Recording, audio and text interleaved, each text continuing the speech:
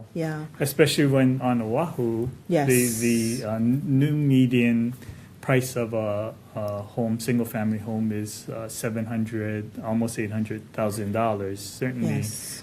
200 or 250,000 is way below what the market is pricing at. Yes, and for many of our families, this is really the only opportunity they'll ever have to own a home. And like so many of our families in Hawaii, that home provides a place not just for one family, but often three generations, grandparents, parents, and children. What we're excited about is because most of our lands are on the neighbor islands, and, every list, on every island but Oahu, our longest waiting list is actually the agricultural list. We've worked to develop a new product called subsistence agriculture, which is like a rural lifestyle lot for the families on the neighbor island. Okay. And our goal is to try to do our first award in, by next year. Staff is working really, really hard to make that happen. Terrific. I guess, anytime you do something for the first time, there's a little bit of challenges. Thanks, Ryan and Yadira, for joining us here on Capital Connection on Facebook Live. Look forward to engaging in this conversation. We have Joby Masagatani, who's the director of the Department of Hawaiian Homelands and chairperson of the Hawaiian Homes Commission, joining us.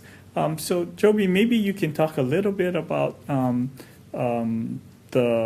the nature of the projects, and I know that you've been in consultation with many homesteaders across the state. Maybe some of their biggest priorities or wishes that they might have, and some of the things that you are at the department is doing to respond to some of those priorities. So,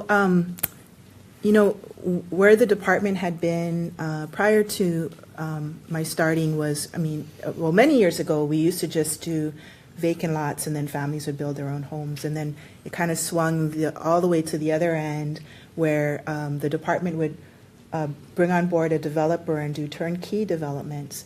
And increasingly beneficiaries were saying, well, it's too expensive for what I can afford and it doesn't meet my needs, or the house that I want, with the bedrooms I want, you only offer a 2-story model, and, I'm handicapped and I'd like a one. So we've kind of moved over to offering a little bit of both, both vacant lot, where families can take a lot, work with a contractor and build what they would like for their home in their price range, as well as turnkey.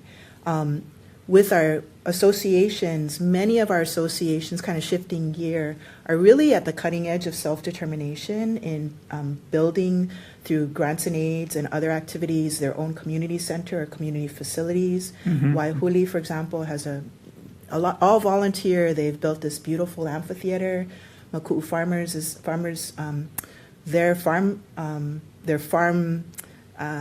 market is one of the biggest on that island. So that's on the Big Island. On the Big Island. Yes, I've been to that.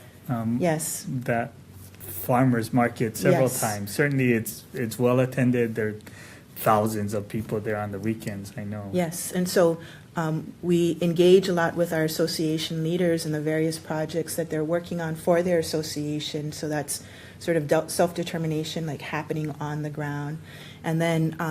We've been doing a lot of work in terms of financial literacy to help our families get ready for when they purchase a home, and looking at rental projects or rental opportunities for especially our kupuna who may not, who've been on the list. They may not want to take a 30-year mortgage, especially for this island and the urban areas, although we don't have much land, but to look at those opportunities. We're, on the Big Island in Honolulu, we're looking at our first subsistence agricultural lot development program. As I mentioned, we hope that, it's just in the planning stages, early discussions regarding that.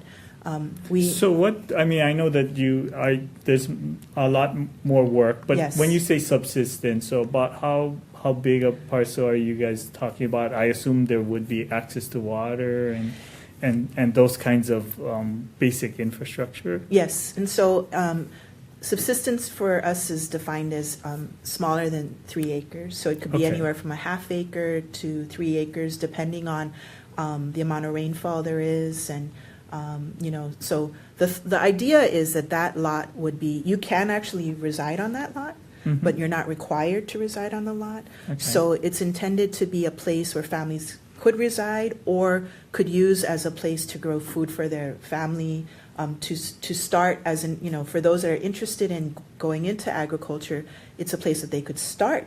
And if they actually, find that this is something that they, are good at and want to pursue, we've talked about setting up potentially agricultural parks that these beneficiaries could then move into, maybe not as a homestead disposition, but, to encourage ag and the use of ag lands.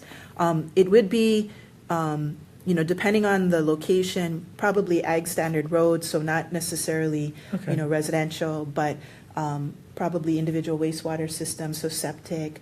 There may be, the water may be catchment, which is, not unlike what you would find in neighboring properties.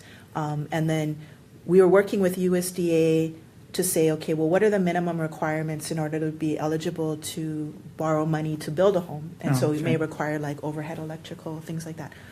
But we're still trying to work on the specific infrastructure requirements, but have already started to engage the applicants on the ag list on the Big Island who are just really excited because we haven't engaged with them for Okay. almost 30 years. Yeah.